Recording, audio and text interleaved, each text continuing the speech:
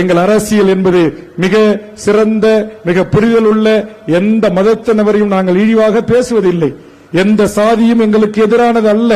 எந்த மொழி வழி சிறுபான்மை பிரிவினரையும் பார்த்து அவர்களுடைய ரத்தங்களை சோதித்து அதன் அடிப்படையிலே சான்றிதழ் அளித்து அவர்களுக்கு அரசியல் அதிகாரம் தர வேண்டும் என்று சொல்லவில்லை. ஆனால் ஒன்றை சொல்லுகிறோம், இந்த மண்ணில் வாழ்கின்ற அனைத்து மக்களுக்கும் அவரவர்களின் எண்ணிக்கைக்கு ஏற்றவாறு சட்டமன்ற உறுப்பினர்கள், அவரவர்களின் எண்ணிக்கைக்கு ஏற்றவாறு நாடாளுமன்ற உறுப்பினர்கள், அவரவர்களின் மக்கள் தொகைக்கு ஏற்றவாறு இந்த நாட்டுடைய ஆட்சித் தலைவராக, நிர்வாக பொறுப்பில் எஸ்பியாக, நீதிபதியாக, உயர்நீதிமன்ற உச்சநீதிமன்ற நீதிபதியாக வர வேண்டும்.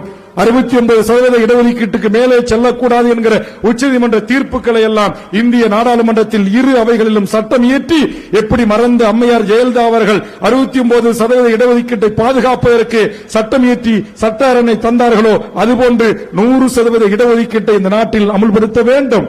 69% இடஒதுக்கீட்டுக்கு மேல் செல்லக்கூடாது என்று சொன்ன உச்சநீதிமன்றம் உயர்சாதி அவ்வாளுக்கு மட்டும் 10% தூக்கி அப்படியே திருநெல்வேலி அல்வா போல் அவ்வாள் வாயில் வைப்பதற்கு எப்படி அனுமதித்தது என்ற கேள்வியை இந்திய நாடாளுமன்றத்தில் அடுத்த தேர்தலில் தமிழக வாழ்வுரிமை கட்சி நாடாளுமன்ற உறுப்பினர்கள் எழுப்புவார்கள்.